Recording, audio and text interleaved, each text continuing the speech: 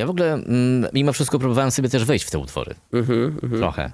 I jest tutaj wciąż ta przede wszystkim bardzo silna ta sfera jednak emocjonalna. No, bo tak, no bo to jakby jest wszystko o emocjach. Komunikacja, tworzenie sztuki jest bardzo emocjonalne. Jasne, oczywiście ja to doskonale rozumiem, ale powiedz mi, czy nawet jak wyszedł już utwór Listen to Me, ja go interpretuję jako temat uczucia w ogóle i stan emocji po rozstaniu. Jakby to był list też do kogoś po rozstaniu. Jak ten utwór poszedł właśnie w świat, to jak ludzie piszą ci na przykład, jak oni bądź one go odbierają? Nie widziałem jeszcze. Jakoś nie... Nie widziałeś jeszcze, okej. Nie. Czyli jeszcze musisz to sprawdzić. Jeszcze muszę to sprawdzić, no. Bo może też jak nas słuchacie, jak wy odbieracie właśnie ten utwór Listen to Me, ale oraz, no nie wiem, czy to jest właśnie też dla was właśnie taki list do kogoś po rozstaniu, bo ja tak, czym jest taki utwór Listen to Me? Bo Haunted House z kolei ja tak odbieram jako utwór o takiej bezsensownej tęsknocie z kolei. No jest takim, no tak, o tym, że jakby ja mam też tak, wydaje mi się, że ja jestem taką osobą, która dosyć łatwo, jestem bardzo taką emocjonalną, sentymentalną osobą i ja się bardzo angażuję w relacje, w sensie ja mam tak, że nawet jeżeli to jest jakby najbardziej taka luźna, też mówię o jakichś relacjach romantycznych, że jeżeli to jest nawet takie najbardziej luźne, jakieś takie przelotne po prostu jakieś tak zwany situationship, to ja po prostu się angażuję bardzo, ja jestem bardzo, no mnie ludzie też ciekawią i ja bardzo poznaję ludzi, staram się ich poznać i bardzo jakoś się tak angażuję też emocjonalnie i to jest właśnie jak, nie wiem, na przykład ta osoba ma nagle, nie wiem, zniknąć, no bo uświadamiasz sobie, że właśnie mija ta jakaś taka faza, nie wiem, zauroczenia, zafascynowania i tak dalej i masz takie, co i po prostu ta osoba znika i masz tak, że jakby... Ale ja się już zacząłem zaangażować. Tak, a ty masz jakby... No i to też jest okej, w sensie możesz się zaangażować, to jakby nie cofa, tego się też nauczyłem jakoś tam niedawno, że okej, że to jest jakby angażujesz się i dajesz już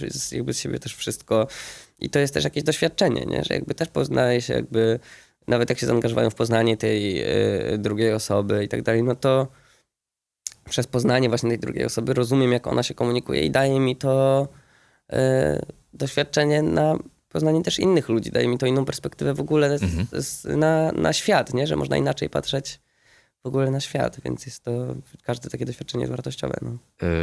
Ja też nie tylko do takich relacji, o których ty mówiłeś, znaczy ja już jestem tutaj ustatkowany, ale mam żonę przecudowną, ale nawet ja tak myślę nawet w kontekście przyjaźni na przykład, ale też w ogóle innych znajomych. Ja też jestem taki, który się bardzo emocjonalnie w to ładuje. Jesteś typem południowca czy typem człowieka z północy? Jak to? No wiesz, no, włoski, wiesz, temperament, wiesz, no jak kochanie, no wiesz, no jakby co innego masz... Sam zapewne też zauważyłeś, jak, nie wiem, Włosi, Hiszpanie. Bardziej emocjonalny, bardziej racjonalny. Tak, a typ skandynawski to jest taki, jak ja to też widzę i myślę, że to nie tylko, że to jest taka bardziej, wiesz, analityczne podejście, tak, że okej, uczucie, emocje są, tak, ale to odstawiamy, umysł, tak, bardziej niż rozum, tak, niż serce, tak, o to bardziej mi chodzi. Jaką ja jestem osobą? No, czy ty jesteś typem, tak już umawiając się, bardziej typ południowca, czy bardziej typ skandynawski? Znaczy już chyba wywnioskowałem, ale może jednak. Ja jestem w ogóle takim dosyć... Wydaje mi się, że jestem takim w miarę centrystą, w sensie ogólnie w założeniu, że ja raczej stoję na środku i patrzę dookoła i z różnych jakby perspektyw i na różne perspektywy i staram się czerpać ze wszystkiego i zauważać, tak analizować właśnie, jakie są plusy tego, jakie są plusy tego, co tu jest minusem, co tu jest minusem i bardzo jakby, no jestem też zafascynowany właśnie od jakiegoś czasu Koreą i też się zastanawiałem właśnie, o co w tym chodzi, co mnie tak jakoś tam, no poza tym jakby no wszedłem w koreańskie kosmetyki. Koreańskie kosmetyki. Nie, wszedłem w to jest ich mnóstwo teraz przecież. Tak, ale wszedłem właśnie od strony muzyki. Interesowałem się właśnie BTS, tym jak, to był po prostu też taki trochę research pracowy, w sensie mnie popytał, ja byłem przed wydaniem Power, jak się wkręciłem w BTS i to było właśnie takie, że zauważyłem jakieś podobieństwa między mną a nimi na zasadzie takiej, że oni też zaczynali właśnie też nie z zachodniego rynku, a udało im się globalnie jakby rozwinąć swoją karierę, więc zacząłem analizować, jak oni to zrobili, jak wykorzystali swój rynek, jak w ogóle wyszli, wiesz, że jakby to było takie, zacząłem się bardzo jakby tym interesować, zacząłem interesować się kulturą właśnie, no bo to w jakiej kulturze się wychowałeś też jakby wpływa na to, jak się zachowujesz, jakby to mnie zaczęło bardzo fascynować i nigdy się tak nie wkręciłem w żadną właśnie kulturę, w język nawet. Duolingo weszło? Duolingo weszło, teraz nawet chodzę sobie często normalnie na lekcje, więc...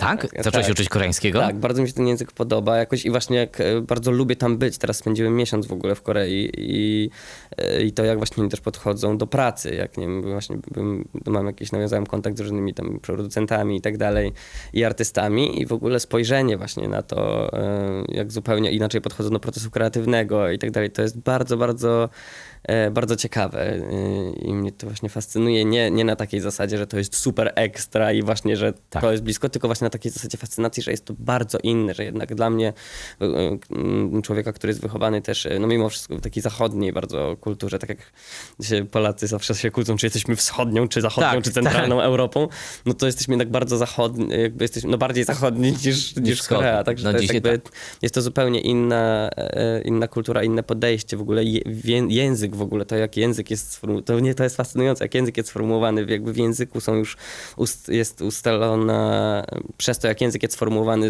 relacje społeczne są inaczej w ogóle, jest to bardzo fascynujące, więc ciekawie się to odkrywa, czuję, że jest to takie właśnie bardzo rozwojowe i właśnie tak pomaga mi poszerzyć jakby jakieś moje spojrzenie takie na świat. Przy okazji tobie i też naszym słuchaczom i słuchaczkom polecam podcast tuby K-Cast, który jest o K-popie w ogóle bardzo obszernie prezentowany z wieloma ciekawostkami w ogóle. Jeszcze tak będąc przy epce Made, no to Ever After z kolei jest w ogóle jak kołysanka. Tak, to jest trochę taki kołysankowy utwór. Bliskość, coś na pograniczu zabujania, kochania. Tutaj jest wciąż tutaj ta sfera właśnie też taka bardzo emocjonalna. Jest Burns, spalenie mostów z kolei, tak idąc już dalej. Listen to Me, czyli już powiedziałem, tak, że to jest taki o rozstaniu, czy list po rozstaniu. Do you want to come over, no to też jakaś tęsknota, samotność. Tak, w ogóle mi się wydaje, że fajnie, właśnie też pomyślałem o tym, że kurde, fajnie by było wrzucić to do You Wanna Come Over, bo to jest jakby właśnie utwór, który wyszedł, od niego się wszystko niby zaczęło. I właśnie chciałem pokazać to właśnie, jak brzmiał ten początek, że w ogóle... Nie wiem, moja siostra na przykład, jak na początku wyprodukowałem Do You Wanna Come Over i tak dalej, no to ona mówiła, że dużo jakby bardziej jej się podobała ta demówkowa wersja, że jest coś takiego, jakby przywiązała się do tego. I fajnie jest właśnie też pokazać to, jak właśnie ten numer, który nawet już jest out, nie? Jak on w ogóle brzmiał, od czego zaczynał.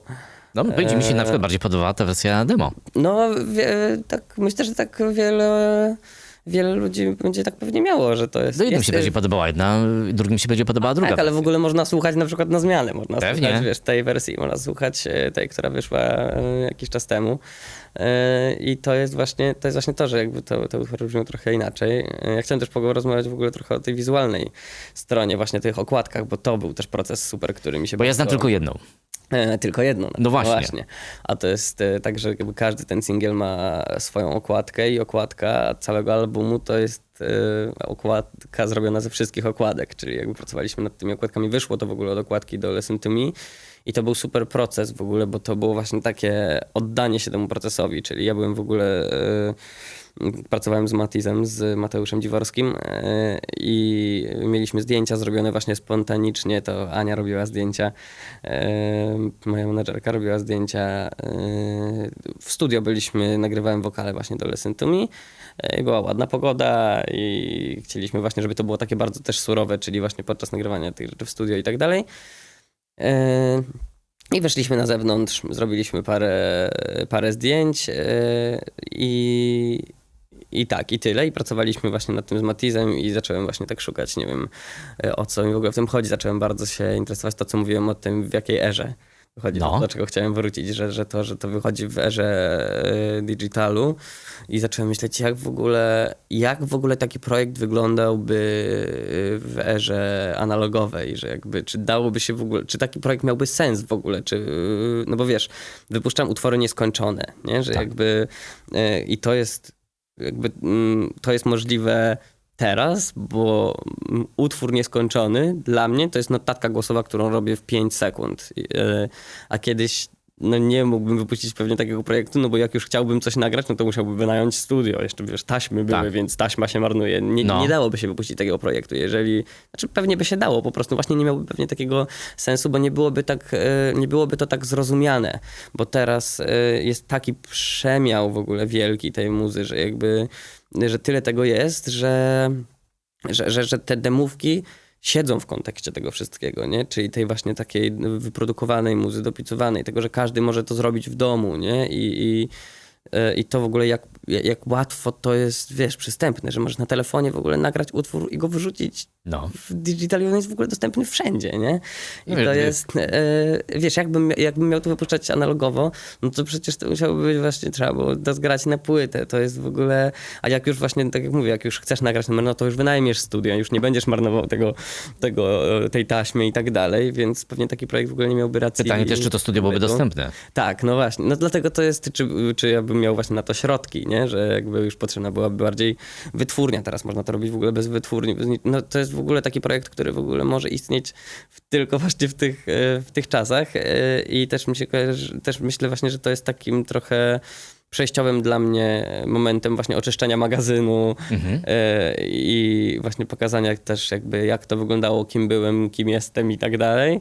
Przed jakimś takim następnym etapem większej świadomości mojej jako artysty, tego w co będę szedł też artystycznie, jak zmienia się moje podejście do twórczości w ogóle i to w tym kontekście myślałem o liminal spaces. Nie wiem, czy liminal spaces to są przestrzenie przejściowe takie, czyli przestrzeń, w której nie zatrzymujesz się czy nie wiem, lotniska, czy klatka schodowa, czy coś takiego, że jakby nie przebywasz w tych przestrzeniach, one nie są stworzone po to, żebyś ty w nich był, tylko żebyś przez nie przeszedł. Winda na przykład. Tak.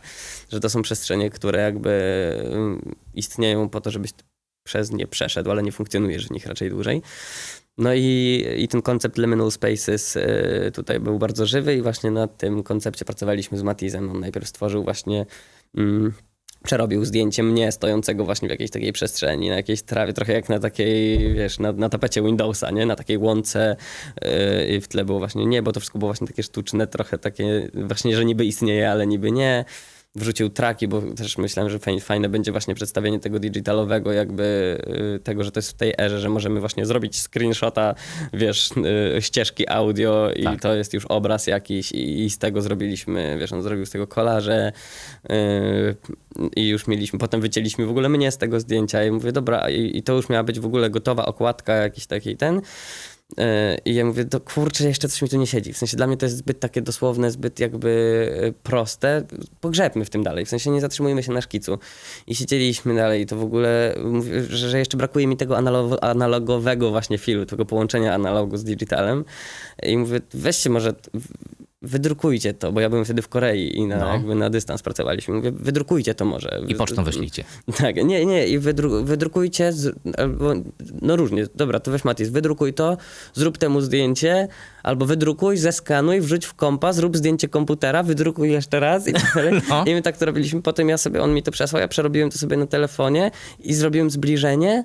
I to jest ta okładka i to w ogóle wygląda jakby to było narysowane kredkami, albo jakby to była, to akurat widziałem, to była bardzo duża właśnie satysfakcja, że ludzie na przykład mówili, że jakby zauważyli to. To jest najfajniejsze, że na przykład wygląda to jak sweter, albo jak jakaś dzianina, że to w ogóle wygląda jak taka tkanina, albo coś narysowanego, że nie wiadomo, że nie widać dokładnie, że to są traki audio, ale jednak trochę widać, ale trochę nie wiadomo co to jest trochę i to jest też fajne, że jakby nie musisz się już zastanawiać nad tym, co to jest i tak dalej, tylko masz gotowy produkt, bo ja już ten proces przeszedłem, odbiorca nie musi się zastanawiać, co to jest, nie musi jakby myśleć, to jakby odbiera już to surowe i każda okładka była zrobiona tak samo i okładka jakby już finalnego albumu siedzieliśmy po prostu sobie z Matizem u mnie w domu na podłodze i sklejaliśmy właśnie te rzeczy, drukowaliśmy i ta okładka końcowa to są wszystkie okładki wydrukowane po prostu na sobie, bo się zastanawialiśmy jak to złączyć, no bo zawsze jak nakładaliśmy, nie wiem, na przykład w Photoshopie te okładki na siebie, no to któraś zawsze była na wierzchu, te warstwy się nierówno nakładają, a